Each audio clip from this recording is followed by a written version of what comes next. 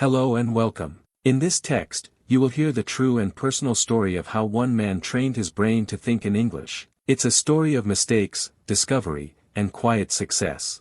Read slowly, repeat out loud, and learn English with us, step by step, word by word. Let's begin. It started on a cold morning in November. I was sitting on the bus, half awake, looking out the window. The city was quiet, wrapped in a gray sky. I had just turned 30. I had a good job, a small apartment, and 2 cats. Life was fine, but something was missing. I loved learning languages, French, Spanish, even a bit of Japanese. But English was always different. It was the language of movies, music, books, and people I wanted to understand. I had studied it in school, taken evening classes, and watched hundreds of YouTube videos. Still, I couldn't think in English. I always had to translate in my head. That little delay made me slow and nervous.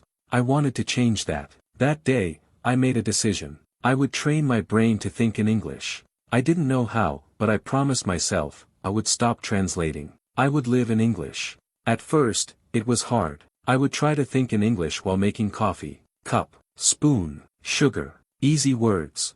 I'd open the fridge and name what I saw. Milk, cheese, eggs. I spoke these words softly, almost whispering, like a spell. I started talking to myself. It felt strange at first, like I was pretending to be someone else. I would walk around the house saying things like, "Where did I put my keys?"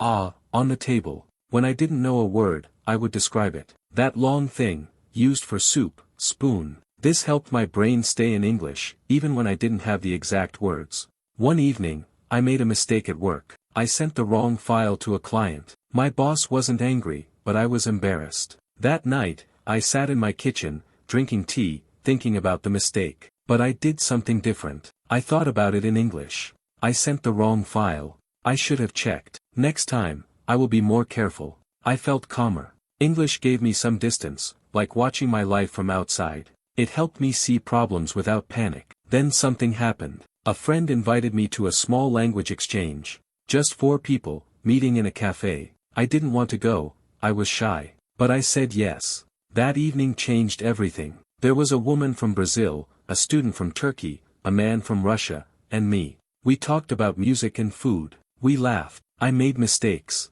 They made mistakes. But we understood each other. I remember walking home, smiling in the dark. My brain was tired, but in a good way. Like after a run. After that, I changed my phone to English. I started writing short diary entries in English every night. Just a few lines.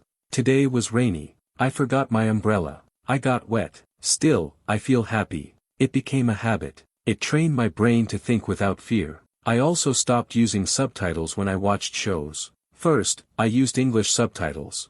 Then none at all. It was hard. But I told myself, don't understand every word. Understand the idea. The feeling. Guess the rest. One morning, I woke up and realized something strange. My first thought was in English. I'm late. It surprised me. It made me laugh. I wasn't trying anymore. It was happening. But it wasn't always easy. Once, I traveled to Germany for work. At the airport, I had to speak to someone in German. I opened my mouth, and English came out. I couldn't stop it. My brain had switched languages and didn't want to go back. I was embarrassed, but also proud. My English brain was growing stronger. Later that year, I met someone. Her name was Eliza. She was from Poland, living in my city for a few months.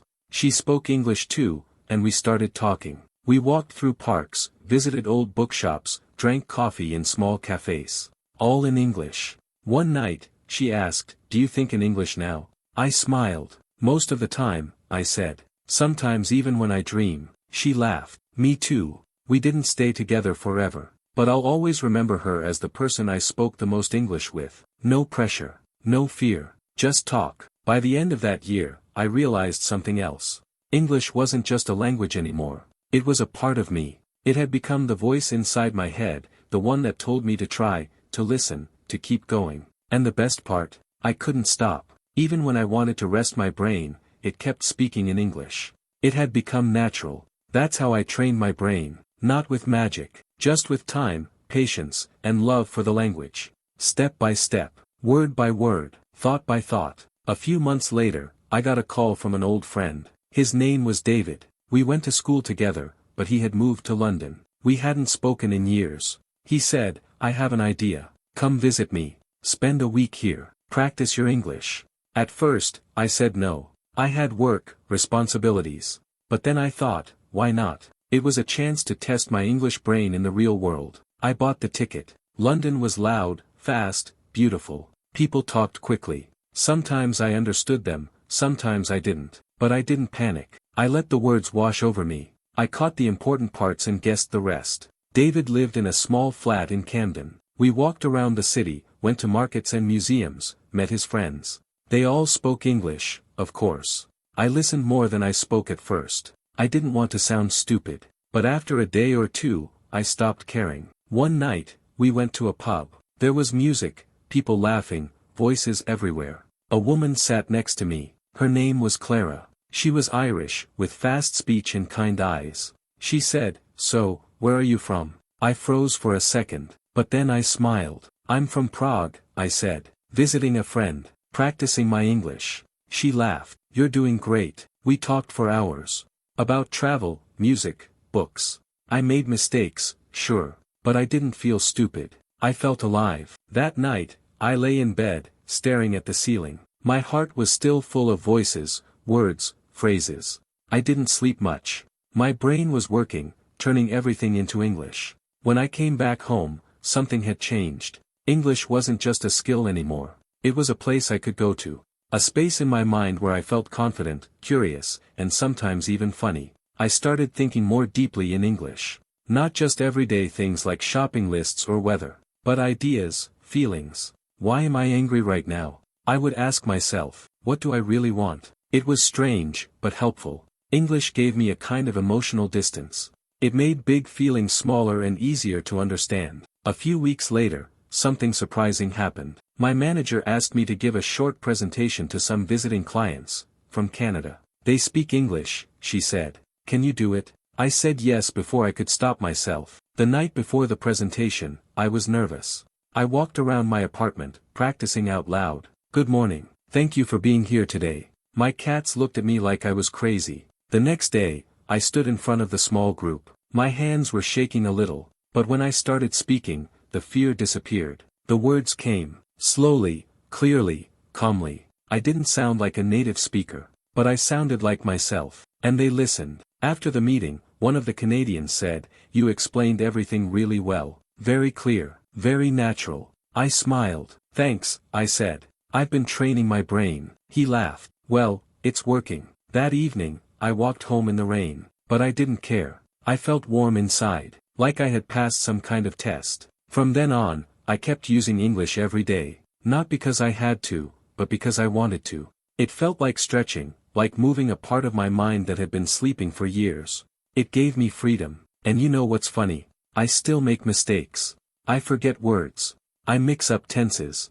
I say weird things sometimes. But I don't mind anymore. Because I know something now. Thinking in English is not about being perfect. It's about being brave. That winter, I joined an online group for people learning English. We met twice a week, on video calls. People from all over the world, India, Brazil, Egypt, Korea. Different faces, different accents, the same dream, to speak English naturally. We didn't follow books. We just talked. About anything. Favorite meals. Childhood memories. Strange dreams.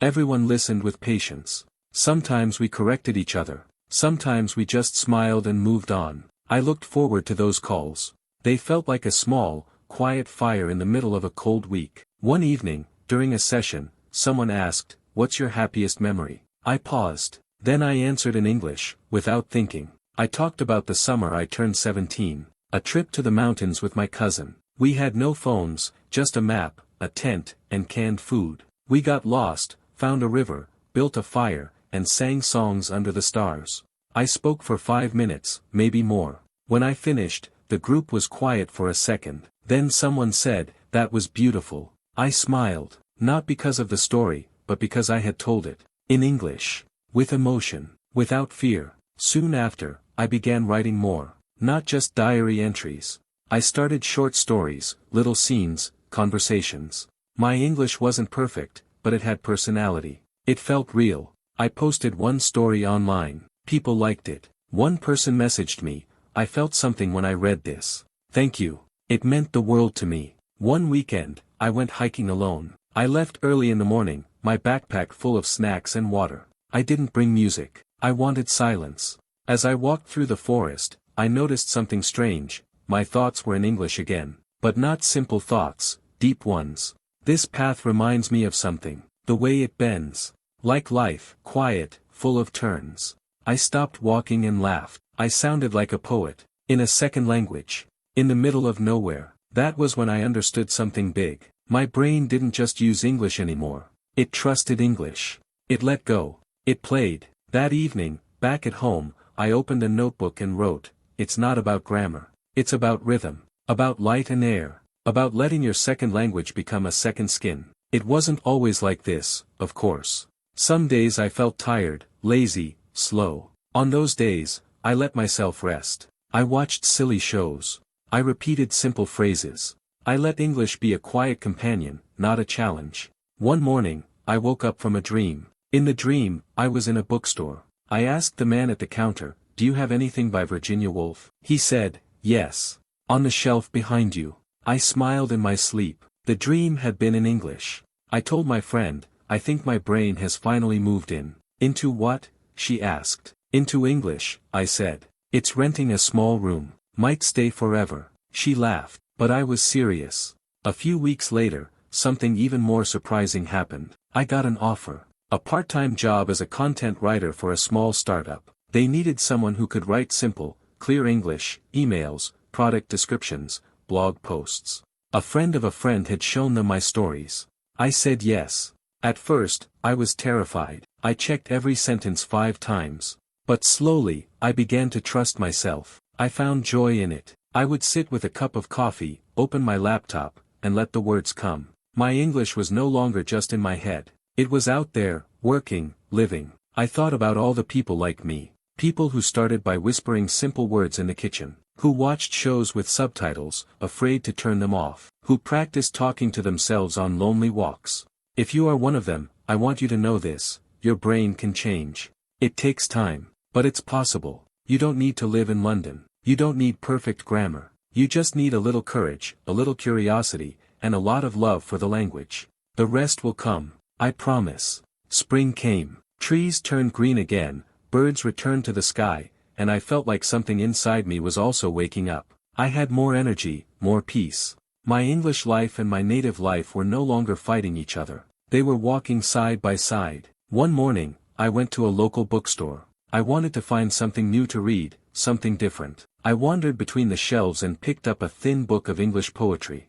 Not easy stuff. Real poetry, soft, strange, full of quiet meaning. I opened a page and read. The silence is not empty, it is full of answers. It hit me. That one sentence stayed with me the whole day. I whispered it while walking, while washing dishes, while lying in bed. English had stopped being just useful. It had become beautiful. Later that week, I visited my parents. My father still asked me, "Why do you talk to yourself in English?" I smiled. "It helps me think," I said. "And sometimes, it helps me feel less lonely." I wasn't lonely, not really. But English had given me something more than words.